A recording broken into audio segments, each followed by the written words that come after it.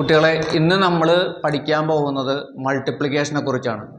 Multiplication ഇന്ന് ഭൂരിഭാഗം കുട്ടികളും കാണാപ്പാഠം പഠിച്ചുകൊണ്ടിരിക്കുന്നത്, ബൈ ഹാർട്ടായിട്ട് പഠിച്ചുകൊണ്ടിരിക്കുന്നത്. അതെങ്ങനെയാണ്? 1 തൊട്ട് 10 വരെയുള്ള പ്രത്യേകിച്ച് അവർക്ക് നിർബന്ധമായിട്ടും ബൈ ഹാർട്ട് പഠിക്കണം. അത് നമുക്ക് മനസ്സിലാക്കി പഠിക്കാം. അതുകൂടാണ്ട് ഈ പറഞ്ഞ രീതിയിൽ ബൈ ഹാർട്ടും പഠിക്കാം.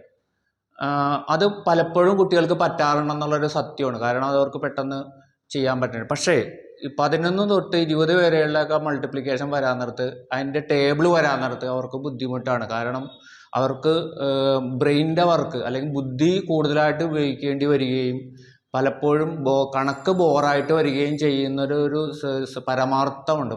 ആ ഒരു അതിൽ നിന്ന് ഒരു വ്യത്യസ്തമായിട്ടുള്ള മെത്തേഡാണ് നമ്മളിവിടെ മൾട്ടിപ്ലിക്കേഷനിൽ ചെയ്യാൻ പോകുന്നത്. നിങ്ങൾ കണ്ട് മനസ്സിലാക്കുക.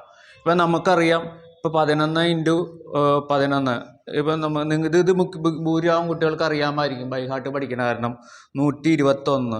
ഇത് തന്നെ നമുക്ക് എങ്ങനെ ചെയ്യാം നോക്കിയേ. 11 വേണ്ട, +1 ഇടുക. 10 + 1 11. ഇവിടെ ഒരു 1 ഇടുക, 11. എന്നിട്ട് ഇതിലാണ് നമ്മൾ മൾട്ടിപ്ലൈ ചെയ്യുക 1. എന്നിട്ട് ഇതിനോട് ആഡ് ചെയ്യുക. 11 + 1 = 12 1. കണ്ട ആൻസർ കിട്ടുന്നുണ്ടോ? എളുപ്പമല്ലേ? ഇതേപോലെ തന്നെ ഈ കണക്ക് മാത്രമല്ല, വലിയ കണക്കുകളും ഇങ്ങനെ ചെയ്യാൻ പറ്റുന്നുള്ളതാണ് നമ്മൾ മനസ്സിലാക്കണം. ഇപ്പോൾ 12 × 13 എന്ന് പറയാൻ നേരത്തെ എങ്ങനെയാണ്? 12 × 13 നോക്കിയേ. 12 × 13. അപ്പോൾ ഇവിടെ എന്ത് ചെയ്യണം നോക്കിയേ.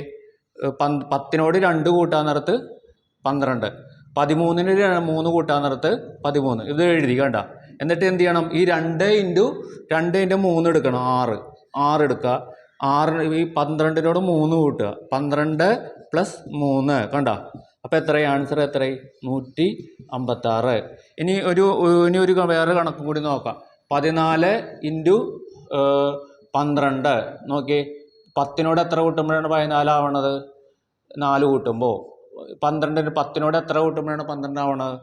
2 കൂട്ടുമ്പോൾ. എന്നിട്ട് ഇത് തമ്മിൽ മൾട്ടിപ്ലൈ ചെയ്യുക. 6. എന്നിട്ട് എന്ത് ചെയ്യുക? ഈ 14നോട് വേണ്ട, ഈ 2 ആഡ് ചെയ്യുക. 2 ആഡ് ചെയ്യുക. അപ്പോൾ എത്രയാണ്? 16. ഇത് ഇവിടെ ഒരു തെറ്റുണ്ട്, 8 ആണ് കേട്ടോ. അപ്പോൾ 8 168 കണ്ട. ഇപ്പോൾ എത്ര സിമ്പിളായി നോക്കിയേ. നമുക്ക് ഒരു ഗുണം എന്താണെന്നുണ്ടെങ്കിൽ, ഇതുകൊണ്ട് പഠിച്ചാൽ ഗുണം തന്നെ, നമുക്ക് തെറ്റിക്കഴിഞ്ഞാൽ പെട്ടെന്ന് അറിയാൻ പറ്റും. മറ്റേതാകുമ്പോഴത്തേക്കും നമുക്ക് തെറ്റിക്കഴിഞ്ഞാൽ അറിയാൻ പറ്റില്ല പെട്ടെന്ന്. അതുകൂടാണ്ട് ഇതിൽ തന്നെ മറ്റ് ചെറിയ കാര്യങ്ങൾ ഇതിനകത്ത് പറയാൻ നേരത്ത് കണക്ക് തെറ്റില്ല യാതൊരു കാരണവശാലും.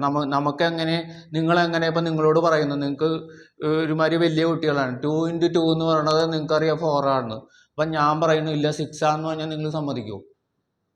ഇല്ല. എന്തുകൊണ്ടാണ്? കാര്യം നിങ്ങളുടെ ബുദ്ധിയിൽ ഉറച്ചു കഴിഞ്ഞു. എത്രയാണ്? 2 × 2 എന്നത് 4 ആണെന്നുള്ളത്. അപ്പോൾ അത് കാരണം എന്ന പറഞ്ഞ പോലെ ഇതും ഉറയ്ക്കും, ഇതും അതേപോലെ. പിന്നെ അതിനുശേഷം ഇതിൻ്റെ ആവശ്യം വരില്ല. അതുവരെ നമ്മൾ ഇത് ചെയ്തേ പറ്റുള്ളൂ. പക്ഷേ ഭൂരിഭാഗം കുട്ടികൾക്കും ഈ ഒരു കാൽക്കുലേഷൻ കീറ മുട്ടിയായിട്ടിരിക്കുന്നതാണ്. അവർ തെറ്റിക്കാറുണ്ട്. അത് പലപ്പോഴും അവർ ചെയ്യാറില്ല. അപ്പോൾ അത് കാരണം ആൻസറിലേക്ക് എത്താറില്ല. അപ്പോൾ ഈ ഒരു കാര്യം 20 വരെ പറ്റുന്നുള്ളതാണ്. 20 വരെയുള്ള കണക്കുകൾ നമുക്ക് ചെയ്യാൻ പറ്റും. ഇപ്പോൾ ഇതിനകത്ത് 15 വരെയുള്ള കണക്ക് ഈസി ആയിട്ട് ചെയ്യാൻ പറ്റും. അടുത്ത 20 വരെയുള്ള കൂടി ചെയ്യാൻ, 16 മുതൽ 20 വരെയും കൂടി ചെയ്യാനുള്ള ഒത്തിരി വ്യത്യസ്തമാണ്. എങ്കിലും ഇതാണ് അടിസ്ഥാനം. ഈ ഒരു കാര്യം നിങ്ങൾക്ക് മനസ്സിലാക്കിയെന്ന് വിചാരിക്കുന്നു. എന്തെങ്കിലും ഡൗട്ട് ഉണ്ടെങ്കിൽ താഴെ കമൻറ്റിൽ ഇടുക. അത് നമുക്ക് പിന്നീട് നോക്കാം. വീഡിയോ വളരെ ഫലപ്രദമായെന്ന് തോന്നുന്നു. നിങ്ങൾക്ക് ഉപയോഗപ്രദമാകുന്ന രീതിയിൽ നിങ്ങൾ പഠിക്കുക, എന്നിട്ട് പരീക്ഷ എഴുതുക. Okay, thank you.